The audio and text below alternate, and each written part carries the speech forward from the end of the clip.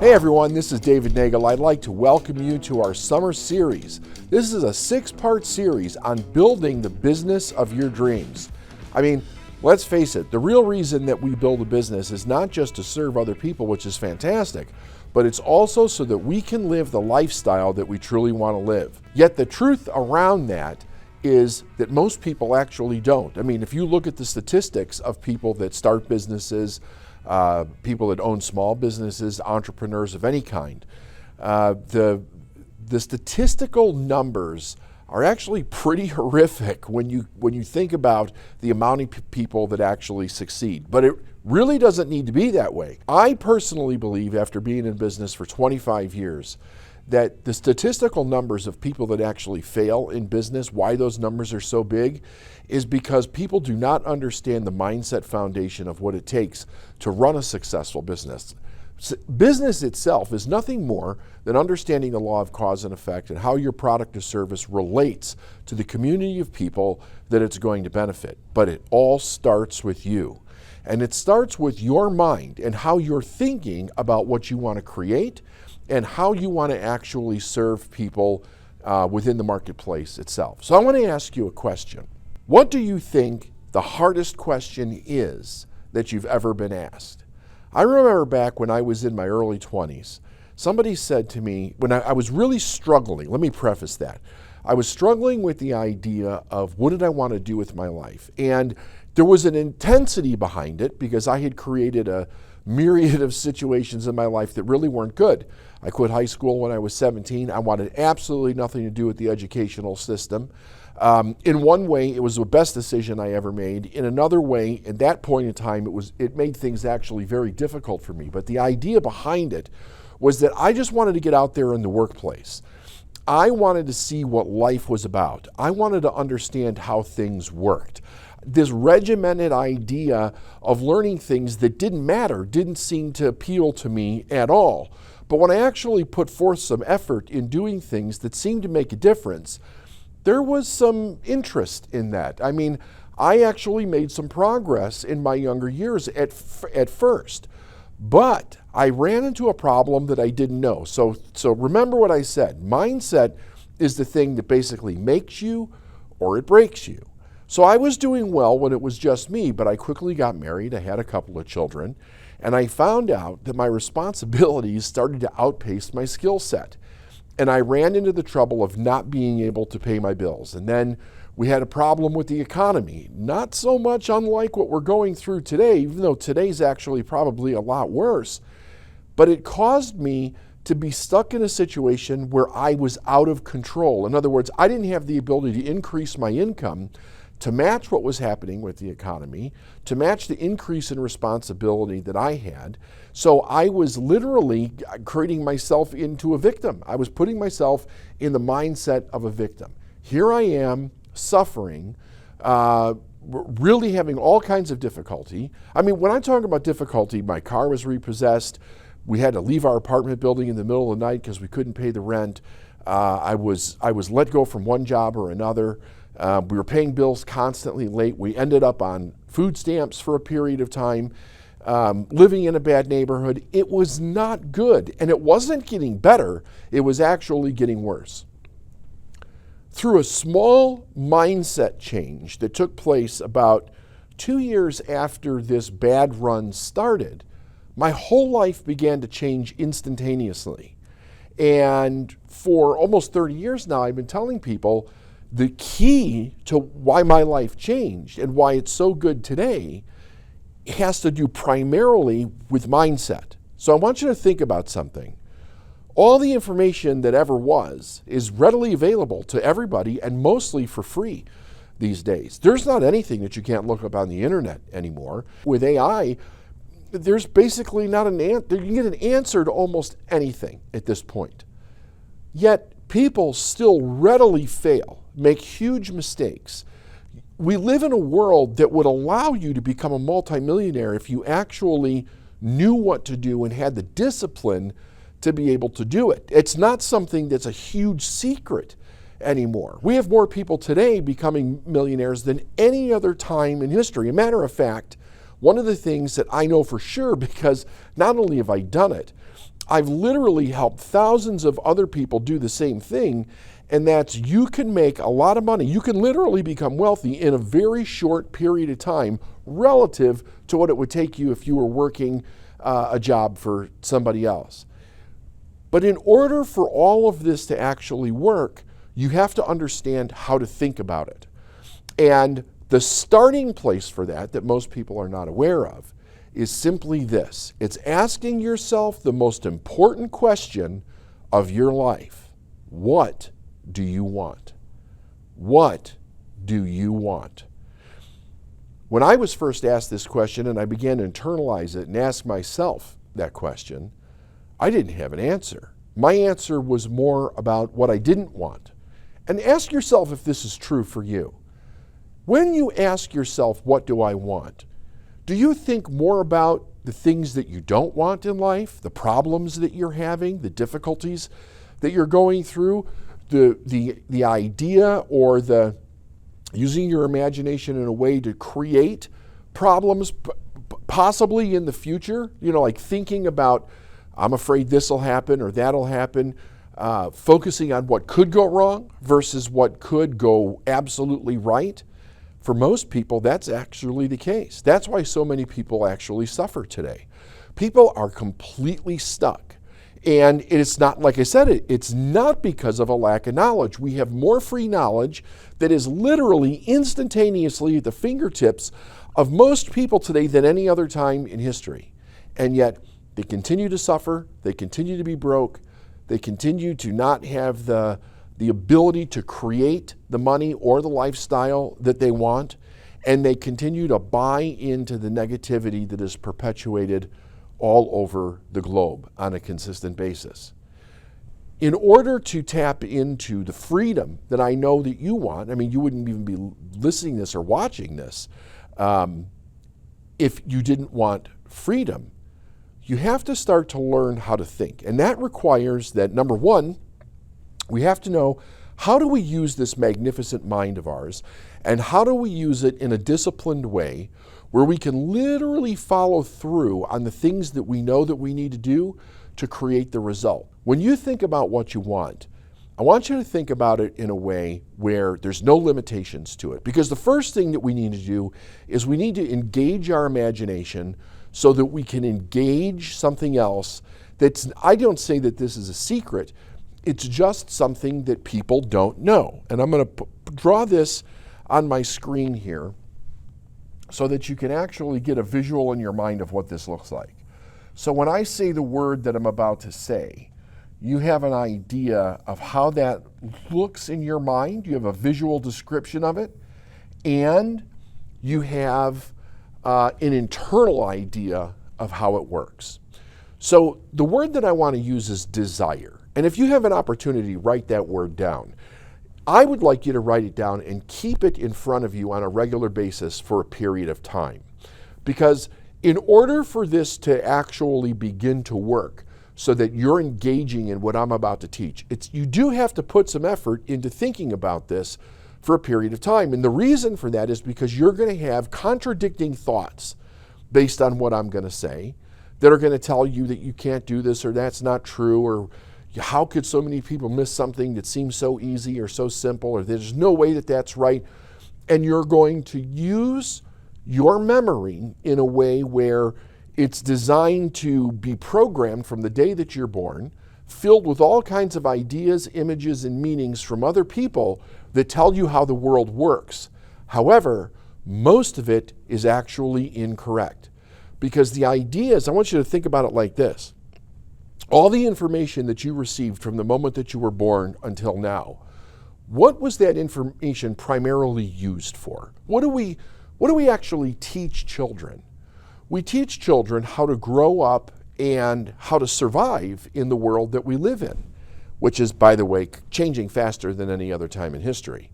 But that's the idea. We want kids to learn how to survive in the world that we live in. We want them to learn how to be safe.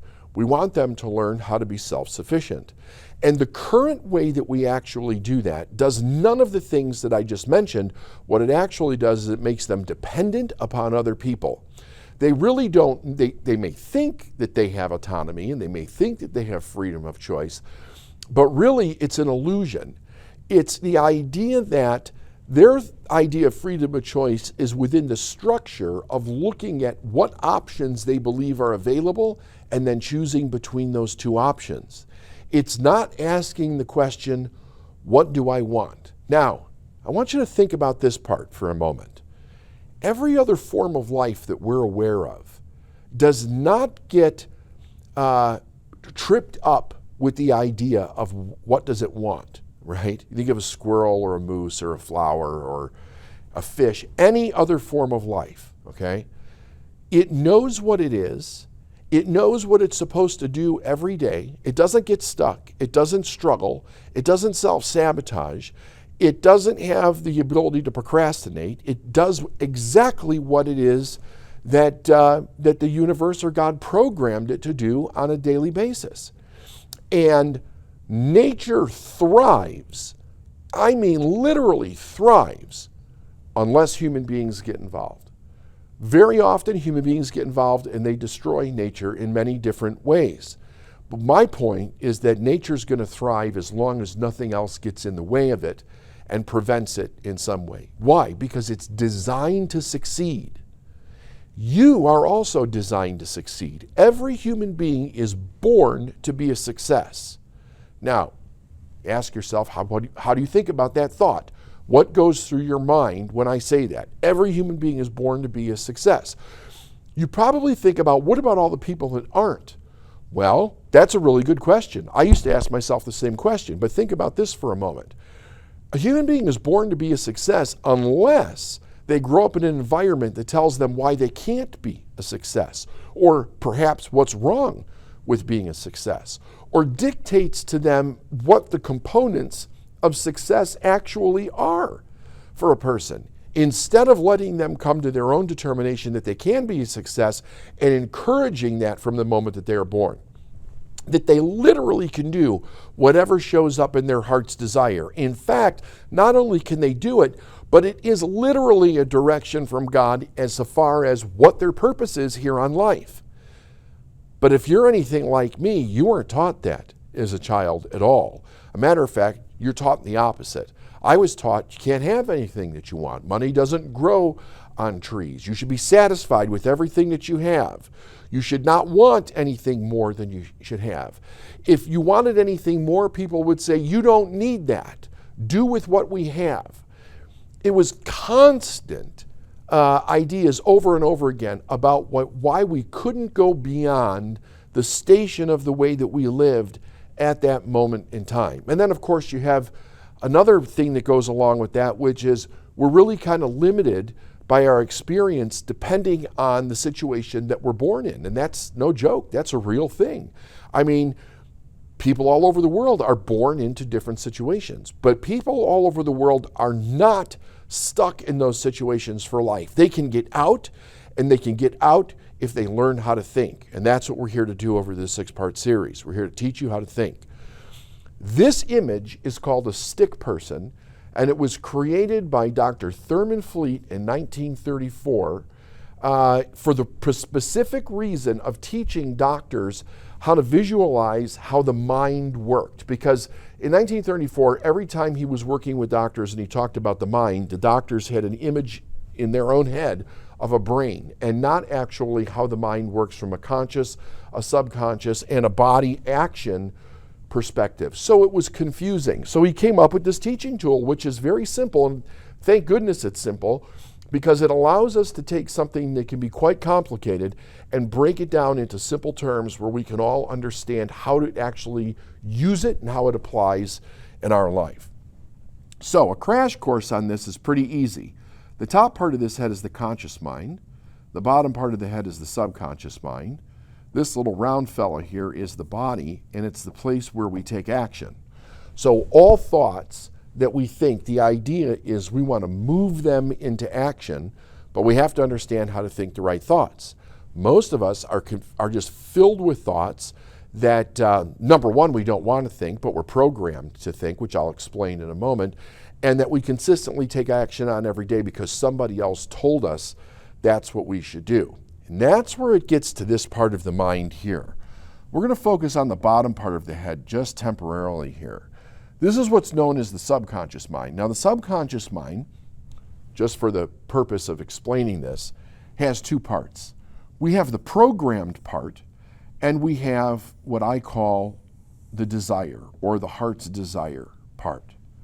Now, that means that you, right now, as you're watching this or as you're listening to this, in your subconscious mind, you have two basic ideas in there.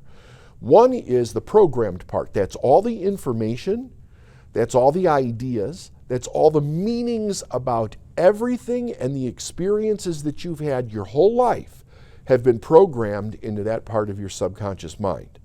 The other part of the subconscious mind is your purpose-filled desire that you were actually put here for to produce in your lifetime. That desire not only will make you happy and healthy and wealthy, but it will be something that will guide you for the rest of your life without confusion and without struggle and without the opinion of other people. In other words, you won't have to walk around and say, what do you think I should do? There's an internal voice that will tell you what to do, but you have to understand how to get to know it, how to access it, and how to follow that direction. And we're going to show you how to do that. Now, the program part of the mind, how does this actually work? This is important that I touch on this briefly. When we're born, the conscious part of the mind, this part here, is not developed. All we have is the subconscious mind, like this. The conscious mind starts to develop around 7 years old, and it continues to develop into our early 20s. Now, these two parts of the mind there's various different ways that they operate, and it's important because they operate in coordination with each other, but differently. The subconscious mind is the part of the mind where the information that goes in based on patterns becomes fixed, and that's the part of the mind where we don't have to think. Think about driving a car for a moment. This is a really good example.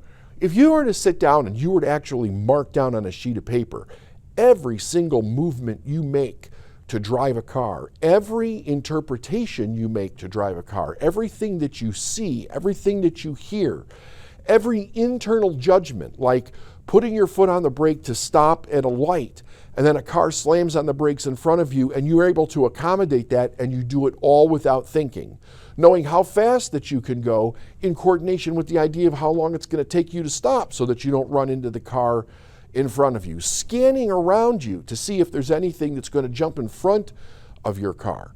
With the amount of people that drive versus the accidents that we have, it's actually very few compared to how many people that do that.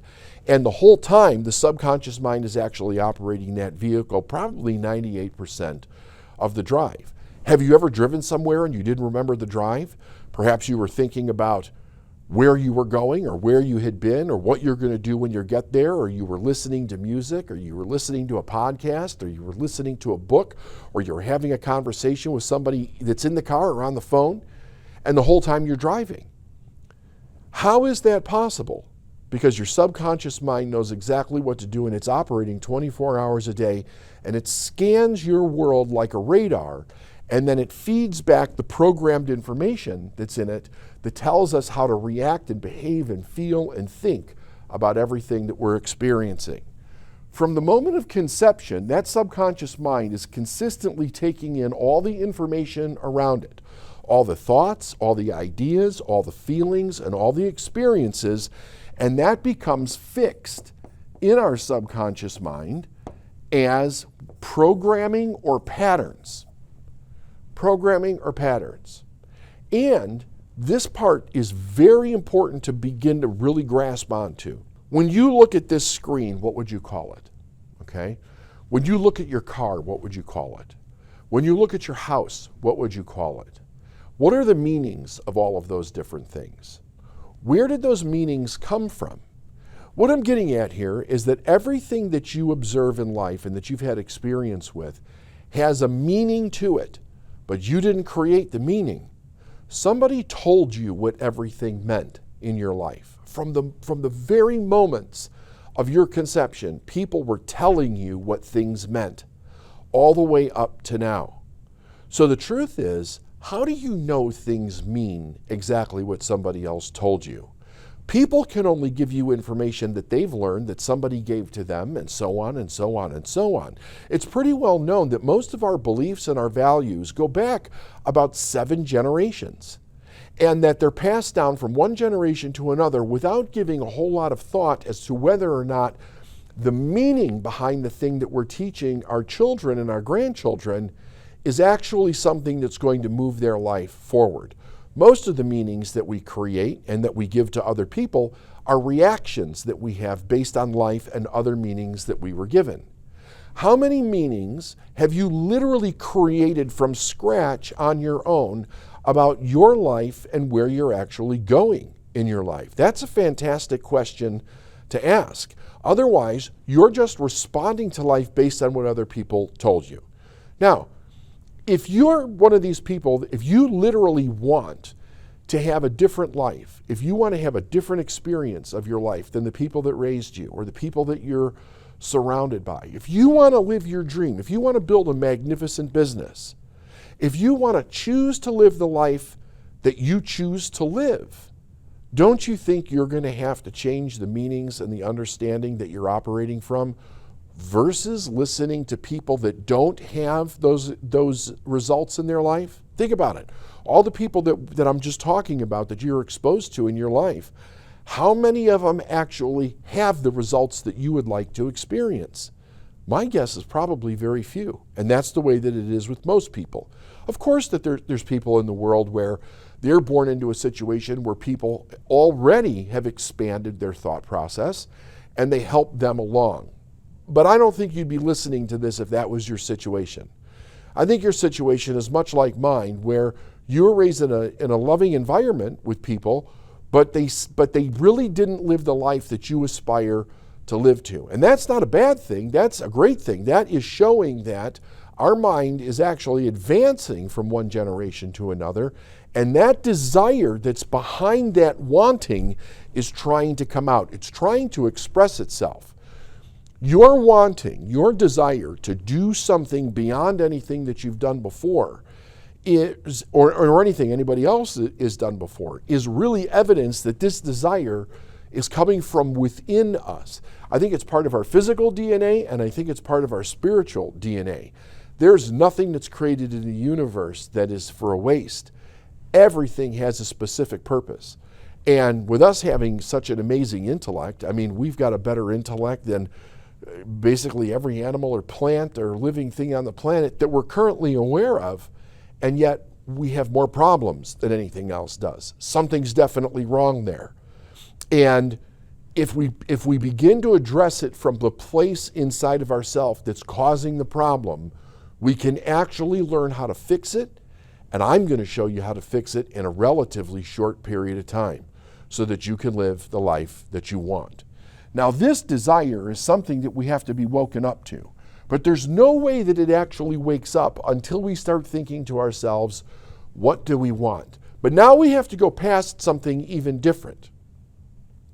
And the idea is this: when you think what you want, what is the voice that comes into your head after you ask yourself that question or after you think about the idea? Do you think about why you can't do it? Do you think about what would be wrong with doing it? Do you have doubt around yourself or other people? Do you have fear, or do you worry?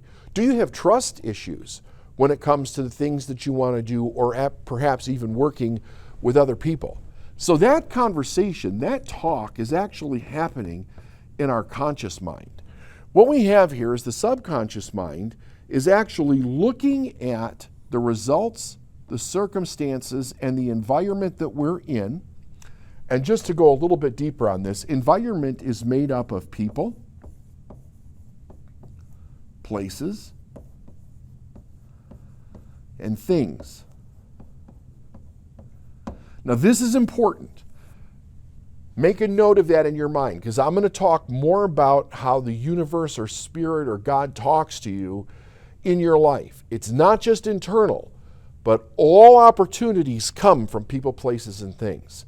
Spirit often expresses itself in reaching out to you through people, places, and things to move you from where you are now to where it is that you want to go. But your subconscious mind, the programmed part, it sees, it observes results, circumstances, and environment. It thinks to itself, man, I would love to change this. I would love to do something completely different here.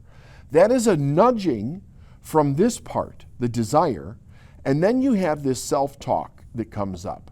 The desire part says, you can do it. I can do this. Okay? The programming part says, no, you can't. And because we have more experience with this programming, the programming starts getting us to look, to observe with our senses, okay? We have 5 senses. We see, hear, smell, taste, and touch. It gets us to observe our outside world and look for evidence based on the idea of what we can't. However, you're different, and I don't even know you, but I can tell you how I know you're different, because you're listening to this. If you weren't different than the average person walking down the street, you wouldn't be listening to this. And it doesn't matter how you got here. It doesn't matter whether somebody gave you this or you found it by accident or you've been listening to my podcast for years. You are different. And the time for you to express that difference in your life is now. There is no other time. There's only now. Now, the thing is this. In order to get everything that I'm going to teach you to begin to move forward, in order for change to really happen and become permanent fixed change that you absolutely love, you have to ask yourself the hardest question in the world, and that is, what do I want? And you have to answer it at least a little bit, right? It doesn't have to be everything that you want for your whole life. It doesn't have to be in great detail. But you need to answer a little bit of this. And I'd like you to do that between this podcast and the next one in the series. Okay, there's 6 parts to this. See if you can accomplish that one thing. Think about what I've said. Listen to this over and over again. Begin to imagine in your mind, this is extremely important, imagine in your mind the life that you would like to live. Build it in great detail in your imagination. Really think about it. Don't put any limits on it. In other words, if you had all the money and resources that you could possibly have, and everybody went along with you on your journey, you could have whatever you want, there was no resistance, and you knew that you couldn't fail in this idea and in this creation of the life that you want, what would you pick for yourself? What would you honestly pick for yourself? So between now and the second part of this series, I want you to think about, what do you want? Remember, it's the hardest question everybody has to answer in their life. However, all it takes to answer the question is a decision to say, I'm going to allow myself, I'm going to give myself permission to answer this question. Now, the reason that I use that word is, and I'll go into this a little deeper later on, most of us never let go of the idea that to do something that we've never done before, we need permission. And the reason for that is because for the first 20 years of our life, we needed permission for everything. That doesn't change overnight. Just because you turn 18 or 20 or 21 or 25 does not mean that your subconscious mind does not go, wait a minute, we need permission to do that, but not even actually think about it from that perspective. It just shows up as I can't. But you don't know why you're saying I can't. I know why you're saying you can't, because the first thing that you need is permission. I'm giving you permission to think whatever thoughts that you want, to think about the desire in your heart. You meet me halfway here. Give yourself permission to do the same, and I'll see you on the next session.